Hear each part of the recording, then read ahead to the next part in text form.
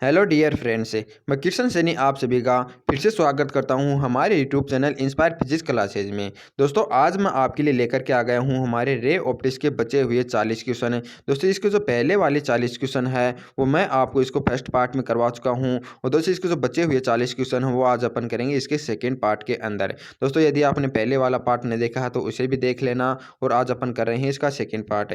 यदि दोस्तों आप हमारे रे ऑप्टिक्स के सभी ऐसे क्वेश्चनों को कर लेते हैं तो दोस्तों आपके एग्जाम में रे ऑप्टिक्स के जितने भी क्वेश्चन आएंगे आप उन सभी क्वेश्चनों को आसानी से कर सकते हैं। तो दोस्तों आप हमारे साथ रेगुलर बने रहिए, क्योंकि दोस्तों हम आपको ऐसे ही यानी चैप्टर वाइज यानी कि जितने भी फिजिक्स के चैप्टर हैं उनकी चैप्टर वाइज इंपॉर्टेंट यानी क्वेश्चन करवा रहे हैं, प्रीवियस ईयर क्वेश्चन करवा रहे हैं। तो दोस्तों आप हमारे साथ रेगुलर बने रहिए। यदि आप हमारे इन सभी क्वेश्चनों को कर लेते हैं तो आपकी एग्जाम के लिए जो प्रिपरेशन हो बहुत ही अच्छे लेवल की हो जाएगी। तो शुरुआत करते हैं इस वीडियो की और देखते हैं हमारा 41वां क्वेश्चन। दोस्तों 41 नंबर के क्वेश्चन में आपको क्या पूछा गया है कि कोई भी हमारा द्रव्य है, यदि इसको गर्म करते हैं तो इसका जो अपवर्तनांक है वो आपको बताना कि घट जाता है, बढ़ जाता है, या घटना या बढ़ना है जो हमारा तापक्रम की दर होती है उस पर निर्भर करती है या नहीं बदलता है।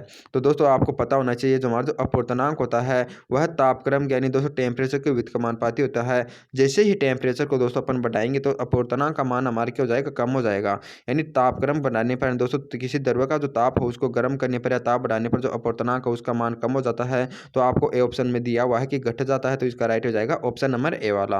अब आपके लिए 42 क्वेश्चन है। 42 क्वेश्चन में आपको क्या पूछा गया है कि किसी टैंक की तली थोड़ा सा ऊपर उठी हुई दिखाई देती है, यदि इसमें द्रव्य भरा हुआ हो।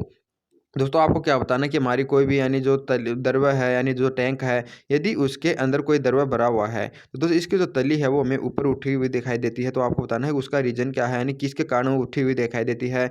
अपवर्तन के कारण, व्यतिकरण के कारण, विवर्तन के कारण या परावर्तन के कारण। तो दोस्तों हम सभी जानते हैं जो ये गठन होती है वो होती है अपवर्तन के कारण। तो इसका राइट आंसर जाएगा ऑप्शन नंबर ए वाला। यानी कोई भी पात्र होता है उसके अंदर दोस्तों जो द्रव्य भरा होता है तो उस द्रव्य यानी प्रकाश की जो किरण होती है हमारी जो यानी उसका अपवर्तन के कारण दोस्तों हमारी जो तली होती है वो हमें ऊपर उठी हुई दिखाई देती है। तो इसका राइट हो जाएगा ऑप्शन नंबर ए। अब आपके लिए 43 क्वेश्चन है। 43वें क्वेश्चन में क्या दिया हो कि किसी प्रकाशिकी वेद है यदि अभिलाषणिक विमा। दोस्तों आपको क्या बताना कि हमारी जो प्रकाश की किरण होती है, किरण प्रकाशिकी, या दोस्तों जो हमारी प्रकाश की जो अपवर्तन, व्यतिकरण, विवर्तन या परावर्तन जितनी भी घटनाएं हैं दोस्तों वह कब वैध होती है यानी कब संभव है, यदि दोस्तों अभिलाषणिक विमा हमारी प्रकाश की तरंगदैर्घ्य की कोटि की हो, या कोटि से बहुत कम हो, या मिलीमीटर कोटि की हो, या प्रकाश की तरंगदैर्घ्य से बहुत अधिक हो। दोस्तों याद रखना हमारी जो जितनी भी यानी जो पात्र होते हैं, जो दीवारें होती हैं या जो हमारा दर्पण होता है, उनकी दोस्तों जो तरंगदैर्घ्य का मान यदि प्रकाश की तरंगदैर्घ्य की तुलना में बहुत अधिक होगा तभी दोस्तों हमारे जो यानी परावर्तन की घटनाएं, अपवर्तन की घटनाएं, या फिर अपन यानी दोस्तों तरंग प्रकाशिकी के अंदर देखते हैं कि हमारे जो व्यतिकरण की घटनाएं, विवर्तन की घटनाएं, ये सभी संभव हो पाएंगी। तो याद रखना जो हमारे जो किरण प्रकाश की जो घटनाएं हैं वो कब वैध होंगी यानी कब संभव होंगी, जब दोस्तों हमारे जो जितने भी यानी जो वस्तुएं हैं या जो हमारे जो अभिलाक्षणिक विमा है वो प्रकाश की तरंगदैर्घ्य की तुलना में बहुत अधिक हो। तो दोस्तों याद रखना इसका जो राइट आंसर जाएगा वो जाएगा ऑप्शन नंबर डी वाला। अब चलते हैं नेक्स्ट क्वेश्चन की ओर। जो 44 क्वेश्चन है इसके अंदर आपको क्या पूछा गया है कि एक समतल कांच की पट्टिका बहुत सारे रंगीन अक्षरों के ऊपर रखी है तो कौन सा अक्षर सबसे कम उठा हुआ दिखाई देगा। दोस्तों आपको क्या बताना है कि आपके पास यानी विभिन्न प्रकार के इस प्रकार से अक्षर रखे हुए हैं या यानी लिखे हुए हैं, इनके ऊपर यदि कोई एक कांच की प्लेट इस प्रकार से रख दी जाती है तो आपको बताना है कि दोस्तों जो यानी किस रंग का जो हमारा यानी रंग का जो अक्षर होगा वो सबसे कम उठा हुआ ही दिखाई देगा। तो दोस्तों याद रखना जिस प्रकाश का यानी जो दोस्तों हमारा जो जिस रंग का अपवर्तनांक सबसे कम होगा वही अक्षर हमें सबसे कम उठा हुआ ही देखा, इसको नोट कर लेना। तो दोस्तों याद रखना हमारा जो लाल रंग होता है उसका जो अपवर्तनांक होता है वो हम जानते हैं सबसे कम होता है। तो इसके कारण दोस्तों लाल रंग का जो अक्षर होगा वो हमें सबसे कम उठा हुआ ही दिखाई देगा, और जो बैंगनी रंग का अक्षर होगा दोस्तों वो सबसे अधिक उठा हुआ ही दिखाई देगा। तो इसका जो राइट आंसर जाएगा वो जाएगा ऑप्शन नंबर डी वाला। दोस्तों याद रखना ये क्वेश्चन होता है वो डायरेक्ट पूछा जाता है, तो इसका राइट आंसर आएगा ऑप्शन नंबर डी। अब है नेक्स्ट क्वेश्चन की ओर चलते हैं अपन। हमारा जो 45 क्वेश्चन है वो आपके सामने है, और इसके अंदर दोस्तों बहुत ही आसान क्वेश्चन है, लगभग सभी बच्चे को ये पता होता है। इसके अंदर क्या दिया हुआ है कि सूर्योदय से ठीक पहले सूर्य दिखाई देने का कारण क्या है। यानी दोस्तों हमारा जो सूर्य का उदय होता है या सूर्योदय होता है, यानी तो सूर्य तो दोस्तों हमारे नीचे यहाँ पर होता है पृथ्वी की सतह से, उससे पहले ही हमें यहाँ पर दिखाई दे जाता है। दोस्तों ये जो घटना होती है यानी कि वह किस कारण होती है ये आपको बताना है। तो दोस्तों हम सभी जानते हैं जो घटना होती है वो प्रकाश के अपवर्तन के कारण होती है। तो इसका जो राइट आंसर जाएगा वो जाएगा ऑप्शन नंबर बी वाला। अब आपका नेक्स्ट क्वेश्चन है। जो 46 नंबर का क्वेश्चन है, इसके अंदर क्या पूछा गया है कि यदि किसी माध्यम की चुंबकीयशीलता म्यू नॉट हो तथा परावैद्युतांक के नॉट हो, तो इसका अपवर्तनांक निम्नलिखित में से किस सूत्र द्वारा दिया जाता है। दोस्तों हमें क्या बताना है कि आपके पास कोई एक इस प्रकार का यानी कोई द्रव्य है या कोई यानी दोस्तों यानी कि एक इस प्रकार का माध्यम है। दोस्तों ऐसा क्या माध्यम दिया हुआ है कि जिसकी जो चुंबकीय क्षमता है वो तो आपको म्यू नॉट दी हुई है और परावैद्युतांक हमें के नॉट दिया हुआ है। तो दोस्तों हमें बताना है कि इसका जो अपवर्तनांक होगा उसका फॉर्मूला क्या होगा, इन दोनों के पदों में बताना है। तो दोस्तों याद रखना, कोई माध्यम हो जिसकी यानी जो हमारी चुंबकीय क्षमता यदि म्यू आर हो और परावैद्युतांक यदि के आर हो, तो दोस्तों इसका जो अपवर्तनांक का जो फॉर्मूला होता है वो हमारा म्यू आर इंटू में के आर का रूट होता है। यहाँ पर दोस्तों हमें चुंबकीय क्षमता म्यू नोट दी हुई है तो म्यू आर की जगह अपन म्यू नोट रख देंगे और दोस्तों हमारा जो परावैद्युतांक वो के नोट दिया हुआ है तो के आर की जगह अपन के नोट रख देंगे। तो इस प्रकार से दोस्तों अपवर्तनांक का जो फॉर्मूला हमारा क्या हो जाएगा, अंडर रूट के म्यू नोट इंटू के नोट। तो इसके राइट आंसर हो जाएगा ऑप्शन नंबर सी वाला। दोस्तों यदि आपको ये फॉर्मूला याद नहीं रहता है तो मैं आपको बता देता हूँ दोस्तों, हमारा जो आप सभी को याद होगा, जो प्रकाश का जो वेलोसिटी का जो फॉर्मूला होता है वो 1/म्यू नोट में के नोट होता है। दोस्तों हम जानते हैं हमारे जो वेलोसिटी का जो मान होता है वो अपवर्तनांक के व्युत्क्रमानुपाती होता है, या जो अपवर्तनांक का मान होता है वो वेलोसिटी के व्युत्क्रमानुपाती होता है। तो यदि वेलोसिटी दोस्तों हमारी ये है और हमें अपवर्तनांक निकालना है तो अपन इसको उल्टा कर देंगे, तो हमारे क्या हो जाएगा, म्यू नोट के नोट अंडर रूट हो जाएगा। तो इसका जो राइट आंसर हो जाएगा वो जाएगा ऑप्शन नंबर सी वाला। अब चलते हैं नेक्स्ट क्वेश्चन पर। दोस्तों 47 क्वेश्चन आपके सामने है। इसमें पूछा है निम्न में से कौन सा कथन सत्य है। दोस्तों आपको 4 कथन दिए हुए हैं और आपको बताना है कि चारों कथनों में से कौन सा कथन हमारा सत्य है। पहला क्या दिया हुआ है कि सभी माध्यमों में प्रकाश का वेग नियत होता है। बिल्कुल गलत है, क्योंकि दोस्तों जो प्रकाश का वेग होता है वो अलग अलग माध्यमों में अलग अलग होता है। जिसका अपवर्तनांक अधिकतम होगा उसके अंदर वेलोसिटी का मान कम होता है, और जिसके अंदर दोस्तों अपवर्तनांक कम होता है उसके अंदर वेलोसिटी का मान अधिक होता है, यानी वेलोसिटी व्युत्क्रमानुपाती होता है अपवर्तनांक के। तो अब ये बी वाला ऑप्शन में क्या दिया हुआ है कि निर्वात में यानी जो निर्वात होता है उसके अंदर प्रकाश का वेग अधिकतम होता है। दोस्तों बिल्कुल सही है, क्योंकि दोस्तों हम जानते हैं जो निर्वात का जो दोस्तों अपवर्तनांक होता है वो सबसे कम होता है। तो यदि अपवर्तनांक सबसे कम होगा तो इसके अंदर वेलोसिटी का मान सबसे अधिक हो जाएगा। तो बी वाला ऑप्शन है इसको हो जाएगा राइट है। बल्कि सी ऑप्शन में आपको क्या दिया हुआ है कि निम्न निर्देशित फरों में प्रकाश का वेग समान होता है, ये भी हमारा गलत है। सभी निर्देश फरों में प्रकृति के नियम के समान रूप से मिलते हैं। दोस्तों ये भी हमारा गलत है। तो इसका जो राइट आंसर जाएगा वो जाएगा ऑप्शन नंबर बी वाला, यानी निर्वात में दोस्तों हमारी जो वेलोसिटी होती है प्रकाश की वो हमारी मैक्सिमम होती है। अब आपका 48 क्वेश्चन है।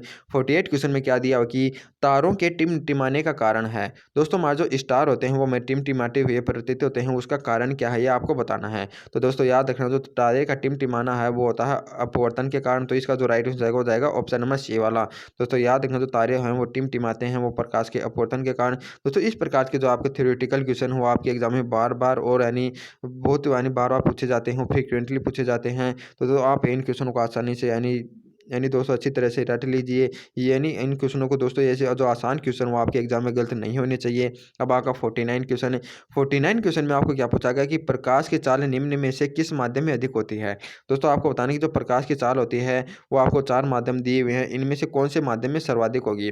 तो याद रखना, जो हमने बताया कि जो वेलोसिटी होती है वो अपवर्तनांक के व्युत्क्रमानुपाती होती है, और वायु का जो अपवर्तनांक होता है दोस्तों हमारा सबसे कम होता है। तो इसके अंदर जो वेलोसिटी का मान हो जाएगा वो सबसे अधिक हो जाएगा। तो इसका राइट आंसर जाएगा ऑप्शन नंबर बी। अब आपका नेक्स्ट क्वेश्चन है। हमारा जो 50 नंबर का क्वेश्चन है इसके अंदर दोस्तों ये भी क्वेश्चन हमारा रिपीट हो गया। इसके अंदर पूछा गया कि तारे का टिमटिमाना किसके कारण होता है। तो तारे टिमटिमाते हैं हमारे अपवर्तन के कारण। तो इसका राइट हो जाएगा ऑप्शन नंबर सी वाला। अब आपका नेक्स्ट क्वेश्चन है 51 नंबर का क्वेश्चन है। दोस्तों इसके अंदर क्या दिया हुआ है कि अंतरिक्ष यान में बैठे हुए अंतरिक्ष यात्री को बाहरी अंतरिक्ष दिखाई देता है। दोस्तों हमारा जो अंतरिक्ष यान होता है उसके अंदर जो अंतरिक्ष यात्री होती है उसको दोस्तों हमारा जो बाहर का जो वातावरण होता है वह अंतरिक्ष होता है वो किस प्रकार का यानी किस रंग का दिखाई देता है ये आपको बताना है। तो दोस्तों याद रखना ये वो दिखाई देता है काले रंग का। तो इसका राइट हो जाएगा ऑप्शन नंबर बी वाला, क्योंकि दोस्तों हमारा जो बाहर होता है वहाँ पर प्रकाश का प्रकीर्णन नहीं होता है, और प्रकाश का प्रकीर्णन न होने के कारण जो उसका जो रंग दिखाई देता है वो कैसा दिखाई देता है, काला। तो इसका राइट हो जाएगा ऑप्शन नंबर बी। अब हाँ नेक्स्ट क्वेश्चन है। जो 52 नंबर क्वेश्चन वो आपके सामने है, और इसके अंदर क्या दिया हुआ है कि निम्न में से कौन सा कथन यानी कौन सा संबंध सही है। दोस्तों हमें 4 संबंध दिए हुए हैं अपवर्तनांक से संबंधित है, और हमें बताना है कि कौन सा जो हमारा कथन है वो सत्य है। दोस्तों याद रखना, यदि आपको अपवर्तनांक इस फॉर्म में दिया हुआ हो ए म्यू आर, तो इसका मतलब क्या होता है कि दोस्तों हमारा जो म्यू आर अपॉन में म्यू ए होता है, म्यू ए। यानी दोस्तों हमारा जो वायु होती है या कोई भी ए माध्यम है उसके सापेक्ष जो आर माध्यम का जो अपवर्तनांक है वो होता है हमारा ए म्यू आर।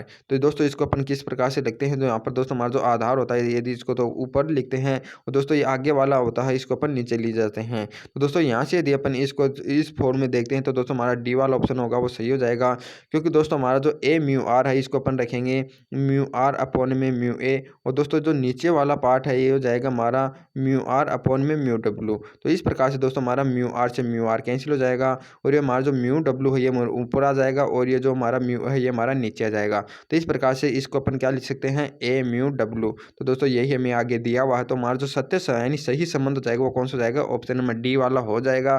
तो इसका जो राइट हो जाएगा वो जाएगा ऑप्शन नंबर डी। अब आपका 53 नंबर का क्वेश्चन है। 53 नंबर क्वेश्चन में क्या दिया हुआ है, एक एक तरासा हीरा हीरा अधिक चमकता है, इसका कारण है। दोस्तों आपको क्या बताना है कि हमारा जो तरासा हुआ हीरा होता है, कोई भी हीरा है दोस्तों हमें चमकता हुआ दिखाई देता है, इसका रीजन या इसका कारण आपको बताना है क्या होता है। कठोर होने के कारण, उच्च अपवर्तनांक के कारण, या हीरे द्वारा प्रकाश का उत्सर्जन होता है इसके कारण, या प्रकाश का अवशोषण होता है इसके कारण। दोस्तों याद रखना मौजूद यानी जो हीरा होता है दोस्तों इसका जो क्रांति कोण का मान होता है दोस्तों हमारा बहुत ही कम होता है। क्रांति कोण का मान दोस्तों कम होने के कारण इसके अंदर क्या होता है कि जो भी प्रकाश प्रवेश करता है वह कि इसकी सतह द्वारा दोस्तों बार बार पूर्ण आंतरिक परावर्तन होता है, और पूर्ण आंतरिक परावर्तन के कारण यानी जो प्रकाश है वो बार बार इसी के अंदर घूमता रहता है और कई समय बाद के यानी बाहर निकलता है। तो इसके कारण दोस्तों यानी प्रकाश अधिक होने के कारण ये हमें चमकता हुआ दिखाई देता है। और हम जानते हैं दोस्तों हमारा जो क्रांति कोण का मान होता है, जो क्रांति कोण की साइन जो होती है वो हमारी यानी व्युत्क्रमानुपाती होती है अपवर्तनांक के कारण। तो दोस्तों इसका जो अपवर्तनांक का मान होता है वो बहुत ही उच्च होता है, और अपवर्तनांक का मान उच्च होने के कारण दोस्तों इसका जो यानी क्रांति कोण का मान होता है वो बहुत ही कम होता है। और क्रांति कोण का मान कम होने के कारण जो प्रकाश का बार बार पूर्ण आंतरिक परावर्तन होता है यानी इसके अंदर प्रकाश घूमता रहता है, इसी कारण दोस्तों में जो हीरा होता है वो चमकता हुआ दिखाई देता है। तो इसका जो राइट आंसर जाएगा वो जाएगा ऑप्शन नंबर बी वाला। यानी दोस्तों इसका जो अपवर्तनांक होता है वो बहुत ही उच्च होता है, और अपवर्तनांक उच्च होने के कारण दोस्तों इसका जो क्रांति कोण का मान होता है वो हमारा बहुत ही कम होता है, और इसके कम होने के कारण ही दोस्तों ये में चमकता हुआ दिखाई देता है। तो इसका राइट हो जाएगा ऑप्शन नंबर बी। अब आपके लिए 54 नंबर का क्वेश्चन है। 54 नंबर में क्या दिया हुआ है कि कांच से वायु में प्रवेश करते हुए प्रकाश का किस रंग के लिए अपक्रांति कोण न्यूनतम होगा।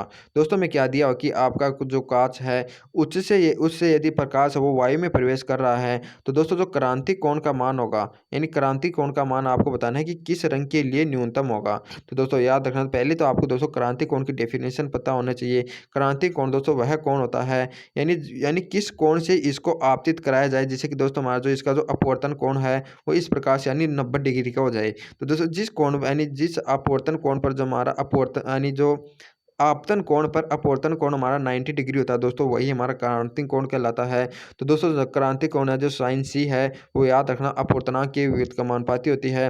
तो जिसका अपवर्तनांक दोस्तों हमारा मैक्सिमम होगा उसी के लिए क्रांति कोण का मान हमारा मिनिमम हो जाएगा। और हम जानते हैं दोस्तों हमारा जो बैंगनी रंग का जो प्रकाश होगा, बैंगनी रंग के लिए जो अपवर्तनांक होता है वो मैक्सिमम होता है, इसी के कारण दोस्तों इसका जो क्रांति कोण का मान हो जाएगा हमारा मिनिमम हो जाएगा। तो इसका जो राइट आंसर जाएगा वो जाएगा ऑप्शन नंबर डी वाला। अब आपके लिए नेक्स्ट क्वेश्चन है। 55 नंबर में क्वेश्चन में आपको क्या दिया हुआ है कि प्रकाश का पूर्ण आंतरिक परावर्तन संभव है जब। दोस्तों याद रखना जो प्रकाश का पूर्ण आंतरिक परावर्तन कब होता है, प्रकाश का पूर्ण आंतरिक परावर्तन दोस्तों तभी होता है जब प्रकाश सघन माध्यम से विरल माध्यम में जाए। एंड दोस्तों क्या होता है कि अपन जानते हैं क्रांतिक कोण पर दोस्तों हमारा जो प्रकाश है वो परपेंडिकुलर होता है, और अपवर्तन का मान अपन दोस्तों आपतन कोण का मान अपन क्या रखते हैं 90 डिग्री से कम रहते हैं। यानी कि दोस्तों क्या होता है कि जो प्रकाश है वो यानी कि अब अभिलंब से दूर जा रहा है, तो इस प्रकार से आप याद रख सकते हैं जब जो प्रकाश होता है दोस्तों यदि वह सघन माध्यम से विरल माध्यम में जा रहा है तभी उसके अंदर क्या होता है कि दोस्तों हमारा जो प्रकाश का पूर्ण आंतरिक परावर्तन होता है, यानी पूर्ण आंतरिक परावर्तन होने के कारण दोस्तों इसका राइट आंसर जाएगा वो क्या हो जाएगा जब वह यानी सघन माध्यम से विरल माध्यम में जा रही है। इसका मतलब क्या है कि पानी से वायु में प्रवेश कर रही है, क्योंकि दोस्तों वायु से कांच में जा रही है तो इसका मतलब क्या है कि विरल से सघन में जा रही है। निर्वात से वायु में भी दोस्तों हमारा विरल से सघन में जा रही है। वायु से पानी में दोस्तों यानी कि विरल से सघन में जा रही है। लेकिन दोस्तों ये नहीं, पानी से यदि वायु में जाएगी तो पानी हमारा सघन हो जाएगा और जो हमारा वायु जाएगी वो विरल हो जाएगा। तो याद रखना यदि सघन माध्यम से यदि विरल माध्यम में प्रकाश जा रहा है तो तभी हमारा पूर्ण आंतरिक परावर्तन होता है। तो इसका राइट हो जाएगा ऑप्शन नंबर डी। अब आपके लिए नेक्स्ट क्वेश्चन है दोस्तों 56 नंबर के क्वेश्चन में क्या दिया हुआ है कि क्रांतिक कोण सघन माध्यम में वह आपतन कोण है जिसके लिए विरल कोण माध्यम में अपवर्तन कोण। दोस्तों आपको क्या बताना है कि हमारा जो क्रांति कोण की डेफिनेशन आपको बतानी है क्या है कि दोस्तों हमारा जो क्रांति कोण है वह आपतन कोण होता है नहीं दोस्तों, वह आपतन कोण होता है जिसके लिए दोस्तों विरल माध्यम में जो अपवर्तन का मान होता है, अपवर्तन कोण का मान है वो क्या होना चाहिए। तो दोस्तों मैंने आपको बताया था कि यदि विरल माध्यम में अपवर्तन कोण का मान यदि हमारा 90 डिग्री हो जाता है, तो जिस आपतन कोण पर दोस्तों ये हमारा एंगल है वो 90 डिग्री होता है, उसी को अपन क्या कहते हैं, क्रांति कोण कहते हैं। तो इसका जो राइट आंसर आएगा वो जाएगा ऑप्शन नंबर सी वाला। अब चलते हैं नेक्स्ट क्वेश्चन पर। दोस्तों हमारा जो 57 नंबर का क्वेश्चन है उसके अंदर क्या दिया हुआ है कि जब वस्तु सुअदीप्त रहती है तो सूक्ष्मदर्शी की विभेदन क्षमता का व्यंजक है। दोस्तों हमें क्या बताना है कि हमारा जो सूक्ष्मदर्शी होती है उसकी विभेदन क्षमता होती है, उसका फॉर्मूला आपको बताना है क्या होता है। तो दोस्तों याद रखना, जो विभेदन क्षमता का जो फॉर्मूला होता है आपको याद कर लेना है। ये होता है हमारा 2 म्यू साइन थीटा अपॉन में होता है 1.22 लेमडा। तो दोस्तों इसका जो राइट आंसर आएगा वो जाएगा ऑप्शन नंबर ए वाला। दोस्तों जो फॉर्मूला वो आपको डायरेक्ट नोट कर लेना है अपने दिमाग के अंदर। दोस्तों इसको नोट कर लें। ये हमारा जो विभेदन क्षमता का जो फॉर्मूला होता है वो होता है हमारा 2 म्यू साइन थीटा अपॉन में 1.22 लेमडा। दोस्तों ये बात हमेशा याद रखना, जो लेमडा की व्युत्क्रमानुपाती होती है और अपवर्तनांक के समानुपाती होती है। तो इस प्रकार से यानी दोस्तों आपके जो इस टाइप के क्वेश्चन और भी पूछे जाते हैं इस फॉर्मूले से। तो दोस्तों 2 से 3 क्वेश्चन है वो मैं आपको नेक्स्ट वीडियो इसी वीडियो में दोस्तों आगे यानी करवा दूंगा। तो दोस्तों इसका जो फॉर्मूला है आपको याद कर लेना है। तो इसका जो राइट आंसर हो जाएगा ऑप्शन नंबर ए।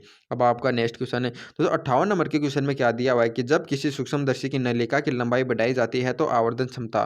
दोस्तों आपको क्या बताना है कि आपके पास कोई इस प्रकार से कोई सूक्ष्मदर्शी है, इसके दोस्तों ये जो नली की जो लंबाई है इसको अपन बढ़ा देते हैं, तो आपको बताना है कि इसके जो आवर्धन क्षमता का जो मान होगा वो किस प्रकार से चेंज होगा। दोस्तों आपको पता होना चाहिए जो आवर्धन क्षमता का जो फॉर्मूला होता है वो हमारा M is equal to V nought upon में हमारा होता है म्यू नोट, और ये होता है डी अपॉन में म्यू ई। और दोस्तों हम जानते हैं इसकी जो नलिका की जो लंबाई होती है दोस्तों याद रखना वो L is equal to V naught plus mu E के बराबर होती है, यानी इन दोनों की योग के बराबर होती है। यदि दोस्तों एल की लंबाई बढ़ाई जा रही है तो दोस्तों जाहिर सी बात है दोस्तों हमारी इस यंत्र से एवं वस्तु की जो दूरी है ये तो हमारी जो कांस्टेंट रहेगी, इसका मान तो चेंज नहीं होगा। और यदि एल का मान बढ़ रहा है तो इसका मतलब क्या है कि दोस्तों हमारी जो वी है इसके लिए दोस्तों हमारी जो वस्तु की दूरी है वो हमारी बढ़ जाएगी। यदि वी का मान दोस्तों हमारा इंक्रीज हो रहा है तो इसका मतलब क्या है कि आवर्धन का मान हमारा कम हो जाएगा। तो याद रखना दोस्तों, इसको याद यानी डायरेक्टली नोट कर लें कि यदि अपन नलिका की लंबाई को बढ़ाते हैं तो दोस्तों हमारी जो आवर्धन क्षमता का मान होता है वो हमारा डिक्रीज हो जाता है, घट जाता है। तो इसका जो राइट आंसर हो जाएगा ऑप्शन नंबर ए। अब आपके लिए 59 क्वेश्चन यानी दोस्तों 59 नंबर के क्वेश्चन में क्या दिया हुआ है कि एक सूक्ष्मदर्शी सरल सूक्ष्मदर्शी की आवर्धन क्षमता होती है जब दोस्तों जो हमारे जो अंतिम यानी प्रतिबिंब आंख से डी बराबर यानी 25 सेंटीमीटर दूरी पर रखा हो, यानी दोस्तों हमारा जो सरल सूक्ष्मदर्शी होता है उसकी आवर्धन क्षमता आपको बतानी है क्या होगी जब जो हमारी वस्तु है दोस्तों वह हमारी जो न्यूनतम दूरी होती है यानी आँख की जो न्यूनतम देखने की दूरी होती है 25 सेंटीमीटर उस पर रखी हुई हो। तो दोस्तों इसके लिए जो आवर्धन क्षमता का जो फॉर्मूला होता है ये भी आप नोट कर लेना। उस कंडीशन में होता है हमारा 1 प्लस के डी अपॉन में एफ होता है। तो इसका जो राइट आंसर हो जाएगा वो जाएगा ऑप्शन नंबर बी वाला। अब आपके लिए नेक्स्ट क्वेश्चन है दोस्तों 16 नंबर का क्वेश्चन है। इसके अंदर क्या दिया हुआ है कि सूक्ष्मदर्शी वह प्रकाशीय के अंतर है जो वस्तु को बढ़ा देता है, वस्तु के द्वारा आंख पर बना कोण को बढ़ा देता है, वस्तु के द्वारा आंख पर बने कोण को कम कर देता है या वस्तु को निकट कर देता है। दोस्तों सूक्ष्मदर्शी यानी कौन सा यंत्र है ये आपको बताना है। दोस्तों याद रखना सूक्ष्मदर्शी के द्वारा क्या करते हैं पर हमारी कोई भी छोटी वस्तु होती है उसको अपन यानी बड़ा करके देख सकते हैं। दोस्तों इस यानी प्रक्रिया में होता क्या है कि दोस्तों यानी कि जो यंत्र है इस वस्तु को बड़ा नहीं करता है। दोस्तों ए वाला मत कर देना, क्योंकि दोस्तों यह क्या करता है कि इस वस्तु द्वारा दोस्तों हमारी आंख पर जो एंगल बनाया जाता है उस एंगल को दोस्तों हमारी आंख है यदि इस पर ये एंगल बनाया जाएगा, लेकिन ये लेंस क्या कर देता है उस एंगल को दोस्तों बड़ा कर देता है और इसके कारण हमारी जो वस्तु हमें बड़ी दिखाई दे जाती है। तो इसका जो राइट आंसर हो जाएगा वो होगा ऑप्शन नंबर बी वाला। यानी वस्तु के द्वारा जो आंख पर बना कोण है दोस्तों उस कोण को बढ़ाया जाता है इस यानी लेंस के द्वारा, इस यानी सूक्ष्मदर्शी के द्वारा। इसी के कारण दोस्तों हमारी जो वस्तु हमें बड़ी दिखाई देने लग जाती है। तो इसका जो राइट आंसर हो जाएगा ऑप्शन नंबर बी वाला। नहीं कि दोस्तों यह वस्तु को बड़ा करता है, तो दोस्तों यानी कि वस्तु को निकट भी नहीं ला जाता है, क्योंकि दोस्तों वस्तु हमारे स्थिर रहती है लेकिन हमारा जो लेंस होता है केवल है एंगल को ही बड़ा करता है। तो इसका राइट हो जाएगा ऑप्शन नंबर बी। अब आपका 61 क्वेश्चन है। 61 क्वेश्चन में क्या दिया हुआ है कि संयुक्त सूक्ष्मदर्शी में अभिदर्शक अभिदर्शक की फोकस दूरी। दोस्तों आपको क्या बताना है कि हमारा जो संयुक्त सूक्ष्मदर्शी होता है यानी दोस्तों 2 लेंसों वाला यानी कि जो हमारी सूक्ष्मदर्शी होती है, उसके अंदर दोस्तों हमारा जो आँख के पास यानी जो लेंस होता है उसको अपन बोलते हैं नेत्रिका लेंस और दोस्तों वस्तु की ओर जो लेंस होता है उसे बोलते हैं अभिदर्शक लेंस।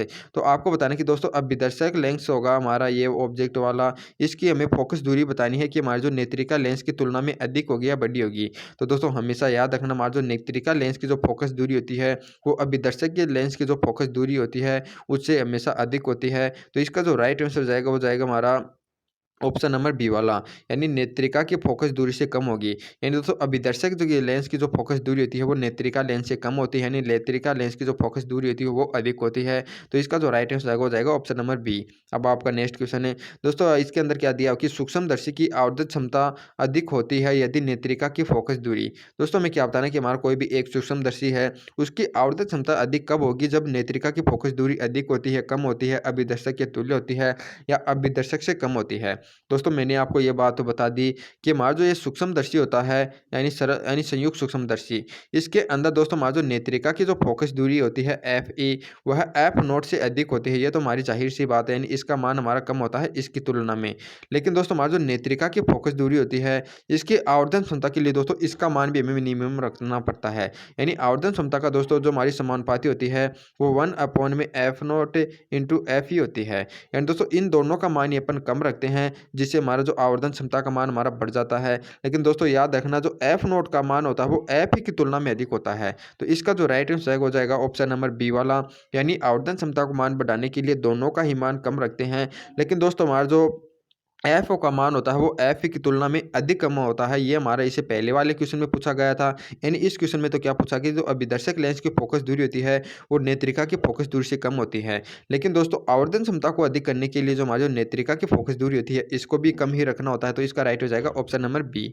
अब आपका 63 नंबर का क्वेश्चन है। 63 नंबर क्वेश्चन में क्या पूछा कि संयुक्त सूक्ष्मदर्शी की, यानी दोस्तों यही क्वेश्चन है, यानी कम करते हैं। अब आपका 64 नंबर का क्वेश्चन है दोस्तों, इसके अंदर क्या दिया हुआ है कि जरा दृष्टि दोष से पीड़ित व्यक्ति को उपयोग में लाना चाहिए। दोस्तों तो जरा दृष्टि दोष से जो यानी पीड़ित व्यक्ति होती हैं उसको उपयोग में उत्तल लेंस लाना चाहिए या उत्तल लेंस लाना चाहिए या द्विफोक्सी अन्य लेंस जिसका निचला भाग उत्तल हो या द्विफोक्सी लेंस जिसका निचला भाग ऊपरी भाग उत्तल हो।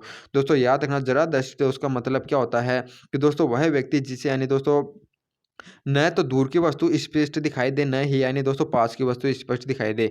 मेन मतलब क्या है कि दोस्तों यानी कि हमारी दो रेखाएं इस प्रकार से हो, यानी लंबवत भी हो और हमारी समांतर भी हो।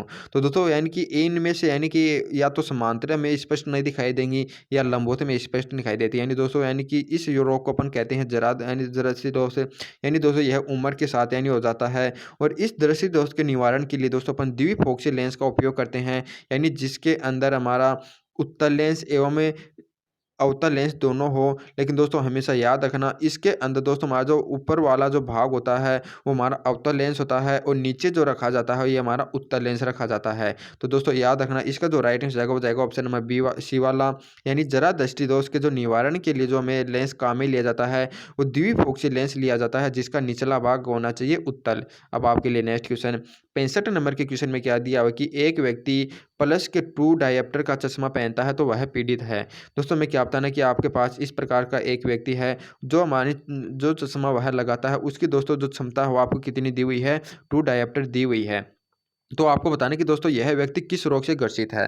दोस्तों इसकी जो आवेदन क्षमता यानी दोस्तों हमारी क्षमता कितनी दी हुई है, पॉजिटिव दी हुई है। तो इसका मतलब क्या है कि दोस्तों इसकी जो फोकस दूरी है वो भी हमारी पॉजिटिव होगी और हम जानते हैं दोस्तों हमारा जो उत्तल लेंस होता है उत्तल, इसकी फोकस दूरी पॉजिटिव होती है। और दोस्तों याद रखना जो हमारा दूरदृष्टि दोष होता है उसी के निवारण के लिए क्या करते हैं अपन उत्तल लेंस का प्रयोग करते हैं। तो इसका राइट हो जाएगा ऑप्शन नंबर बी वाला, यानी दूरदृष्टि दोष का उपयोग दोस्तों अपन किस प्रकार से करते हैं, निवारण उसका उत्तल लेंस के द्वारा, और यहाँ पर दोस्तों उत्तल लेंस का ही उपयोग किया जा रहा है। तो इसका जो राइट आंसर हो जाएगा ऑप्शन नंबर बी वाला।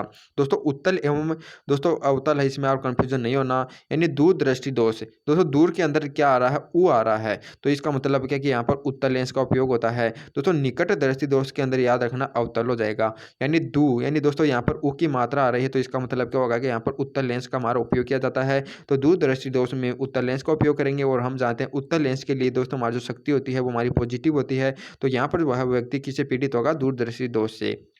अब है 66 का क्वेश्चन है, हाइपरमेट्रोपिया है। दोस्तों आपको बताना कि हाइपरमेट्रोपिया है, ये इंग्लिश का वर्ड है और हिंदी में दोस्तों इसको क्या कहते हैं? निकटदर्शी दोष, दूरदृष्टि दोष या बुढ़ापे के कारण ठीक से नहीं दिखाई देना है, इनमें से कोई नहीं। दोस्तों याद रखना हाइपरमेट्रोपिया, हाइपर यानी हाइपर का मतलब दोस्तों अपन जानते हैं उच्च यानी वॉल्यूम निकल रही है, तो उच्च का मतलब यानी दोस्तों इसे समझाना है कि यानी दूर, दूर यानी हाई, हाइपर। तो दोस्तों याद रखना हाइपरमेट्रोपिया हमारा दूरदृष्टि दोष होता है और दोस्तों मायोपिया यानी ये दोष होता है वो हमारा होता है निकटवर्ती। तो मायोपिया मतलब मेरा, मायोपिया यानी मेरा पिया। तो इससे यानी दोस्तों में निकट की भावना उत्पन्न होती है। तो याद रखना जो मायोपिया होता है वो तो हमारा निकटदर्शी दोष होता है, जो हाइपरमेट्रोपिया होता है वो हमारा दूरदृष्टि दोष होता है। तो इसका राइट हो जाएगा ऑप्शन नंबर बी। अब हर 67 नंबर का क्वेश्चन है, 67 में क्या दिया हुआ है कि एक मनुष्य दृष्टि व्यय दोष से पीड़ित है, तो इसका मुख्य कारण है। दोस्तों एक व्यक्ति है, उसको यानी दोस्तों दृष्टि व्यय में दोष है, तो वह है, तो इसका राइट आंसर हो जाएगा ऑप्शन नंबर सी वाला। यानी दोस्तों दृष्टि व्यय में दोष क्या होता है कि दोस्तों हमारी जो कॉर्निया होती है वो गोल होती हैं, जिसका दोस्तों यानी कि गोल नहीं होती है, जिसकी कॉर्निया गोल नहीं होती है दोस्तों, ये बचपन से ही होता है ये रोग। तो जिसकी कॉर्निया का गोल नहीं होना, इसका मतलब क्या होता है कि उसे दृष्टि वैषम्य रोग होता है। तो इसका राइट हो जाएगा ऑप्शन नंबर सी वाला। अब आपके लिए 68 क्वेश्चन है। दोस्तों 68 क्वेश्चन में क्या है कि निकटदर्शी दोष का कारण है। दोस्तों हमें बताना कि हमारा जो निकटदर्शी दोष होता है उसका कारण क्या है कि नेत्रिका गोलक का लंबा होना, या नेत्रिका फोकस दूरी से अनियमित परिवर्तन होना, या नेत्रिका गोलक का छोटा होने के कारण या वृद्धावस्था के कारण।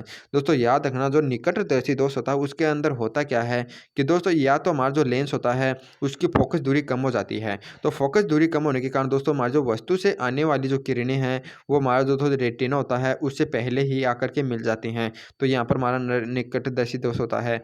या दोस्तों क्या होता है कि हमारा जो गोलक का आकार होता है दोस्तों यहाँ पर रेटिना होता है, इस गोलक का आकार बढ़ जाता है, तो फिर से क्या होता है कि दोस्तों हमारा जो यहाँ पहले मानो कि रेटिना पर वो दोस्तों हमारी केंद्रित होंगी, यानी कि दोस्तों रेटिना यानी गोलक का आकार बढ़ने के कारण दूर चला जाता है, लेकिन और एक्चुअल में क्या होता है कि दोस्तों हमारी जो किरणें होती हैं वो इसके यानी पहले ही गिर जाती हैं। तो जहाँ पर दोस्तों हमारी जो किरणें हैं वो रेटिना से पहले गिर जाती हैं, वहीं पर हमारा निकटदर्शी दोष होता है। तो यह किसके कारण होता है? नेत्र गोलक का लंबा होना। तो इसके दो कारण है, या तो हमारी फोकस दूरी का यानी कम हो जाना, इस लेंस की फोकस दूरी, या दोस्तों यानी गोलक का यानी आकार बढ़कर यानी जो ये रेटिना ही अपने आप ही दूर चली जाए। इन दोनों के ही कारण दोस्तों हमारा निकटदर्शी दोष हो जाता है। तो इसका राइट हो जाएगा ऑप्शन नंबर ए। अब नेक्स्ट क्वेश्चन है 69 क्वेश्चन में क्या दिया कि निकटदर्शी दोस्त का में प्रतिबिंब बनता है। दोस्तों निकटदर्शी दोस्त में क्या होता है कि दोस्तों मैंने आपको बताया था कि या तो दोस्तों हमारा जो लेंस होता है इसका आकार कम हो जाता है, और जो वे वस्तु होती है इससे आने वाली जो किरणें हैं वो रेटिना से पहले ही मिल जाती हैं, तब हमारा निकटदर्शी दोष होता है। और दूसरा कारण क्या हो गया दोस्तों, यदि हमारा पहले मान लो तो रेटिना ये है, लेकिन इस गोलक का आकार बढ़कर यहाँ पर चला जाता है और जो हमारे जो किरणें हैं वो रेटिना पर मिलती हैं, तो यानी इस वास्तव में जो रेटिना यहाँ पर चला गया तो यहाँ पर भी हमारी पहले मिल गई। तो दोनों ही कंडीशन में अपन क्या करें कि रेटिना से पहले ही यदि जो हमारी प्रतिबिंब बन जाता है तो उसके कारण हमारा निकटदर्शी दोष होता है। तो इसका राइट हो जाएगा ऑप्शन नंबर बी वाला, यानी रेटिना के आगे। अब आपका नेक्स्ट क्वेश्चन है 70 नंबर का क्वेश्चन में दोस्तों आपको क्या दिया हुआ है कि नेत्र का चश्मा उपयोग में लाने वाले व्यक्ति को सूक्ष्मदर्शी का उपयोग किस प्रकार से करना चाहिए। दोस्तों यानी कोई ऐसा व्यक्ति है जो आंखों पे अपना यानी क्या कहता है कि यानी दोस्तों चश्मा पहनता है, तो जो चश्मा पहनता है तो दोस्तों यदि वह सूक्ष्मदर्शी का उपयोग कर रहा है तो उपयोग करने के दौरान उसे चश्मे को हटा लेना चाहिए, या चश्मा लगाना देना चाहिए, या दोनों प्रकार से, या वह सूक्ष्मदर्शी का उपयोग नहीं करना चाहिए। दोस्तों याद रखना यदि वह चश्मा लगा हटा कर के दोस्तों यदि इसका उपयोग करेगा तो उसे अधिक स्पष्ट दिखाई देगा, क्योंकि यदि दोस्तों अपने कोई व्यक्ति यदि चश्मा पहनता है तो उसके लिए दोस्तों न्यूनतम दूरी होती है, तो डी का मान वह है डी से यानी घटकर दोस्तों कुछ कम हो जाती है। और जैसे यदि इसका मान कम हो जाएगा तो दोस्तों अपन जानते हैं जो आवर्धन क्षमता का फॉर्मूला मैंने आपको बताया था कि 1 प्लस के डी अपॉन में एफ होता है। तो यदि इसका यानी डी का मान ही कम होगा दोस्तों इसकी आवर्धन क्षमता का मान कम हो जाएगा। तो इसका मतलब क्या है कि दोस्तों इसको जो चश्मा यदि व्यक्ति पहनता है तो चश्मे को हटा करके ही उसे सूक्ष्मदर्शी का उपयोग करना चाहिए। तो इसका राइट हो जाएगा ऑप्शन नंबर सी। अब आपके लिए नेक्स्ट क्वेश्चन है 71 नंबर के क्वेश्चन में क्या दिया हुआ कि यदि मनुष्य की एक आंख नहीं हो यानी एक ही आंख हो तो वह वस्तु का प्रतिबिंब उल्टा देखता है, या दृष्टि क्षेत्र कम हो जाता है, या त्रिविम प्रतिबिंब दिखाई नहीं देता। दोस्तों आप अपनी एक आंख बंद करके देखिए क्या आपको प्रतिबिंब उल्टा दिखाई देगा? नहीं दिखाई देगा।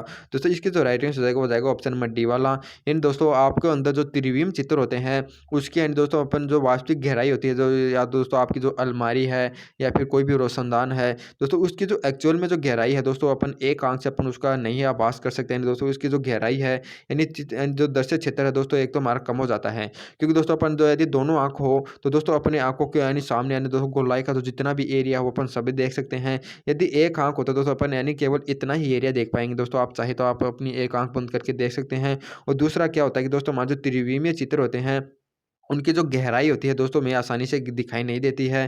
तो इसका जो राइट आंसर हो जाएगा ऑप्शन नंबर डी वाला, बी एवं सी दोनों। अब आपका नेक्स्ट क्वेश्चन है दोस्तों 72 नंबर के क्वेश्चन में दिया हुआ है रेटिना पर बना प्रतिबिंब होता है। दोस्तों आपको क्या बताना है कि हमारा जो आंख का जो रेटिना होता है इस पर जो बना प्रतिबिंब होता है वो किस प्रकार का होता है, उल्टा वास्तविक, सीधा काल्पनिक, सीधा वास्तविक या उल्टा काल्पनिक है। दोस्तों हम जानते हैं हमारा जो नेत्रिका लेंस होता है वो उत्तल के आकार का होता है, और उत्तल के अंदर दोस्तों अपन जानते हैं जो हमारे प्रतिबिंब बनते हैं वो हमारे एक तो उल्टे बनते हैं और वास्तविक बनते हैं। तो इसका राइट हो जाएगा ऑप्शन नंबर ए वाला, यानी दोस्तों रेटिना पर जो बनने वाला प्रतिबिंब होता है वो हमारे वस्तु से उल्टा होता है और वह वास्तविक होता है। तो इसका राइट हो जाएगा ऑप्शन नंबर ए। अब आपके लिए नेक्स्ट क्वेश्चन है तो 73 नंबर के क्वेश्चन में क्या दिया हुआ है कि मानव नेत्र के रेटिना के केंद्र को कहते हैं। दोस्तों मानव का जो नेत्र होता है उसका जो रेटिना होता है उसका जो केंद्र होता है उसको कहते हैं अपन पीत बिंदु। तो इसका राइट हो जाएगा ऑप्शन नंबर बी वाला। अब आपके लिए 74 नंबर का क्वेश्चन है। 74 नंबर के क्वेश्चन में क्या दिया कि दूरदृष्टि दोष के उपयोग करने के लिए उपयोगी लेंस होता है, यानी दोस्तों हमारा दीर्घदर्शी दोष होता है उसके लिए यानी निवारण के लिए कौन सा यानी चश्मा यानी काम में लिया जाता है, यानी कौन सा लेंस काम में लिया जाता है। तो दोस्तों याद रखना मैं बताया था कि दूर दूर का मतलब यानी ऊ आता है इसके अंदर, तो ऊ का मतलब उत्तर लेंस है। तो इसका राइट हो जाएगा ऑप्शन नंबर डी वाला। अब आपके लिए नेक्स्ट क्वेश्चन है 75 नंबर का क्वेश्चन है निकटदर्शी दोष को दूर करने के लिए यदि दोस्तों दूर के अंदर यदि उत्तल का किया जाता तो निकट में क्या हो जाएगा हमारा अवतल हो जाएगा। तो इसका राइट हो जाएगा ऑप्शन नंबर बी। अब आपका 76 नंबर का क्वेश्चन है। 76 नंबर के क्वेश्चन में क्या दिया हो कि आंख साधारण आंख के लिए स्पष्ट न्यूनतम दूरी होती है, यानी दोस्तों हमारी जो साधारण आंख होती है उसके लिए जो स्पष्ट यानी न्यूनतम दूरी यानी जिस पर अपन यानी दोस्तों कोई वस्तु को यानी स्पष्ट रूप से देख सकें यानी वह दूरी का मान होता है 25 सेंटीमीटर। तो इसका राइट हो जाएगा हमारा ऑप्शन नंबर। तो 25 सेंटीमीटर का मतलब क्या होता है कि दोस्तों हमारा यदि इसको अपन 100 से डिवाइड करेंगे तो हमारा हो जाएगा 0.25 मीटर। तो इसका राइट हो जाएगा option number D, option number A वाला, यानी ए में दिया हुआ है 0.25 मीटर। अब आपका 77 नंबर का क्वेश्चन इसके अंदर क्या दिया हुआ है कि अंगुलियों के निशान देखने के लिए उपयोग में लिया जाता है। दोस्तों हमारे जो अंगुलियों के जो निशान होते हैं वो दोस्तों हमारे बहुत ही बारीक होते हैं, तो इनको स्पष्ट रूप से देखने के लिए दोस्तों मैंने आपको बताया था कि छोटी वस्तु को देखने के लिए सूक्ष्मदर्शी का उपयोग किया जाता है, यानी क्योंकि यह इसका जो प्रतिबिंब होता है वो है यानी बड़ा बना करके हमें दिखाई देती है। तो इसका जो राइट आंसर हो जाएगा ऑप्शन नंबर बी वाला। अब 78 क्या क्वेश्चन है। 78 नंबर के क्वेश्चन में क्या दिया हो कि सूक्ष्मदर्शी की विभेदन क्षमता निर्भर करती है। दोस्तों हमारी सूक्ष्मदर्शी होती है उसकी जो विभेदन क्षमता वह किस पर निर्भर करेगी। दोस्तों मैंने आपको बताया था कि जो विभेदन क्षमता का जो फॉर्मूला होता है विभेदन क्षमता का फॉर्मूला वह है 2 म्यू साइन थीटा अपॉन में 1.22 लैम्बडा होता है, यानी दोस्तों यह लैम्बडा की व्युत्क्रमानुपाती होता है, यानी दोस्तों वस्तु से जो दीप्त करने वाला जो प्रकाश की तरंग दैर्ध्य होती है उसकी जो तरंग दैर्ध्य होती है उसकी व्युत्क्रमानुपाती होती है उस पर निर्भर करती है। तो इसका जो राइट आंसर आएगा वो जाएगा ऑप्शन नंबर सी वाला, यानी सूक्ष्मदर्शी की दोस्तों विभेदन क्षमता किस पर निर्भर करेगी, वस्तु के जो यानी दीप्त करने के लिए जो प्रकाश हो रहा है दोस्तों उसकी जो तरंग दैर्ध्य होगी उसी पर यह निर्भर करती है।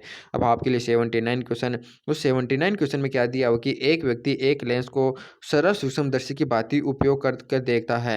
दोस्तों वह क्या करता है कि एक व्यक्ति है हमारा जो उत्तल लेंस है यानी एक लेंस है दोस्तों वह उसको सूक्ष्मदर्शी की भांति यानी उपयोग करता है तो उसके अंदर देखता है। दोस्तों याद रखना हमारा जो उत्तल लेंस होता है वही हमारा सरल सूक्ष्मदर्शी होता है।